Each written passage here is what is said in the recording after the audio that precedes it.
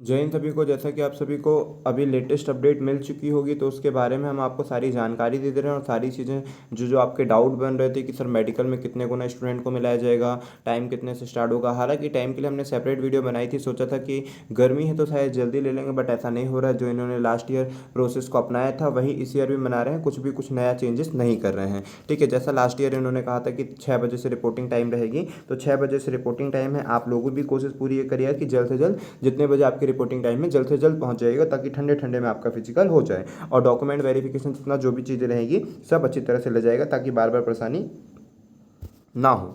अब आते हैं यहाँ पर, देख लीजिए कि अब आगे है ऑफिशियल अपडेट। तो बताते हैं क्या ऑफिशियल अपडेट है, कहाँ कहाँ होंगे फिजिकल, वो भी आपको जानकारी देंगे। डीवी में क्या ले जाना है वो भी आपको बताएंगे, और कितने टाइम से स्टार्ट होगा वो भी। और साथ ही साथ ये मेडिकल का जो एक हमारे सब्सक्राइबर ने कमेंट करके पूछा था कि भाई मेडिकल में सर कितने गुना लोगों को बुलाया जाता है, वो सारी बातें भी हम आपको बताएंगे। तो सबसे पहले तो हम आपको ये ऑफिशियल वेबसाइट पर लेकर चलते हैं। मतलब यहाँ पर देख लीजिए, होम डिपार्टमेंट, इट मीन्स की गृह मंत्रालय, ठीक है, गृह मंत्रालय की ओर से यहाँ पर निकाला गया है कि आरक्षक जीडी एवं आरक्षक रेडियो भर्ती वर्ष 2020-21 के द्वितीय चरण की परीक्षा 9 मई से 5 जून तक, ठीक है, यहाँ पर आपको बता दिया गया 9 मई से 5 जून तक। हमने बताया कि लगभग 1 महीने तक फिजिकल चल रहा है। आरक्षक जीडी एवं आरक्षक रेडियो के कुल 6000 पदों पर भर्ती हुई है। प्रोफेशनल एग्जामिनेशन बोर्ड पीईबी द्वारा भोपाल ऑनलाइन परीक्षा दिनांक इतने। तो आपको सभी को मालूम है कि पेपर कब से स्टार्ट हुआ था, 8 तारीख से स्टार्ट हुआ था, 17 तारीख तक पेपर चला था। अब उक्त परीक्षाओं का परिणाम दिनांक 24 तारीख को आ गया था, यहाँ पर 24/3 को आ गया था फाइनली। अब यहाँ पर और बाकी अपने कोई काम की नहीं है। सबसे मेन काम है, उम्मीदवार को अगले चरण के लिए शारीरिक दक्षता फिजिकल प्रोफिशिएंसी टेस्ट के लिए जाएगी।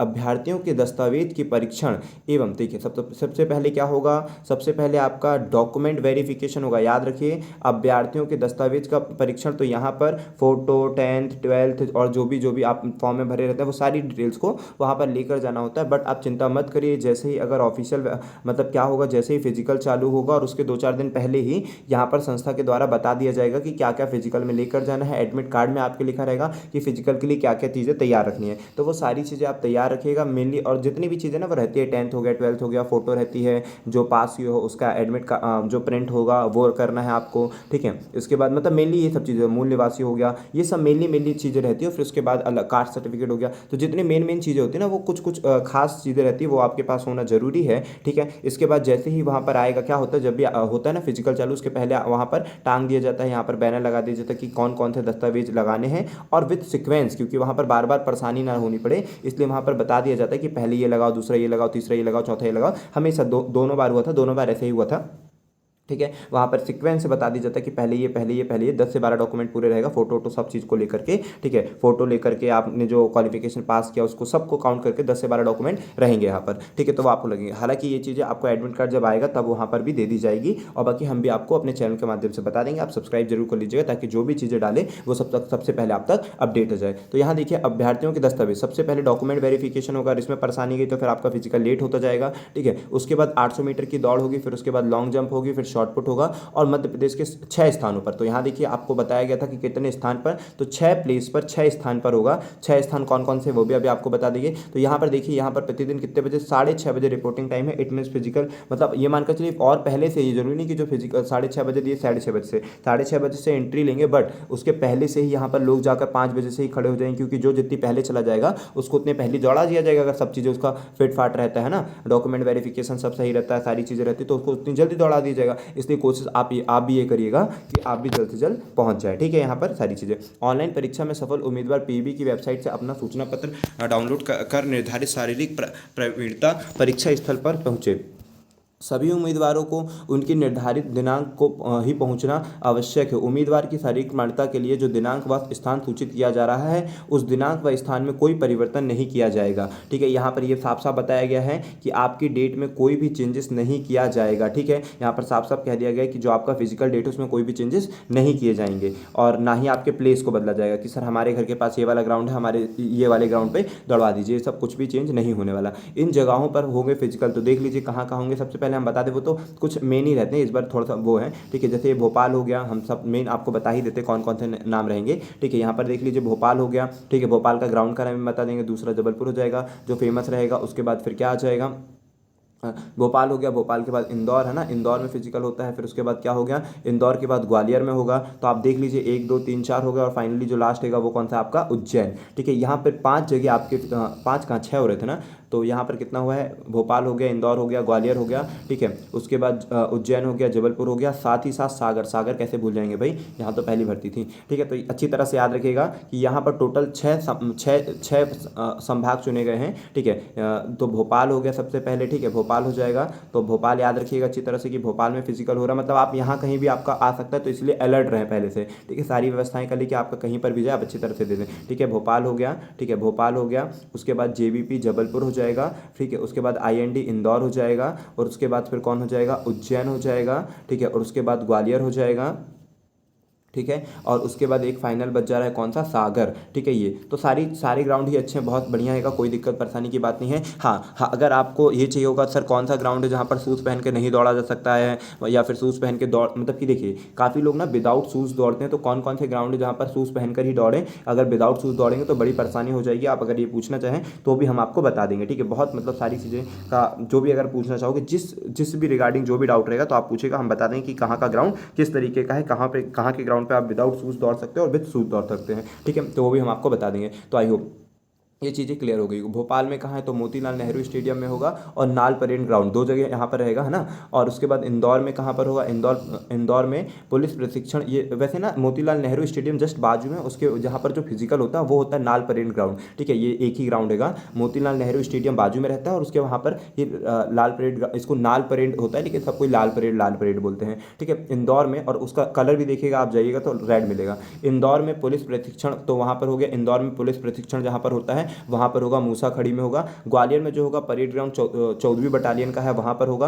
और जबलपुर में, तो भाई जबलपुर तो फेमस है, सभी कोई जानते हैं, ग्राउंड 6th बटालियन है ना, 6वीं बटालियन बोलते हैं, रांझी स्थान पर होगा, वहाँ पर आपका होगा। उज्जैन में Mahananda arena ground Dewas road में होगा, तथा सागर में शासकीय गांधी इंदिरा, यहाँ का भी ग्राउंड मतलब ऐसा वैसा कुछ ग्राउंड नहीं, ग्राउंड मतलब ऐसा लगता है कि जैसे खेत जैसा मैदान है भाई, इस तरह से लगता है, लेकिन बढ़िया है ना, यहाँ पर अच्छा मट्टी में दौड़ो, मस्त मजा आता है। ठीक है, सागर में शासकीय इंदिरा गांधी इंजीनियरिंग कॉलेज।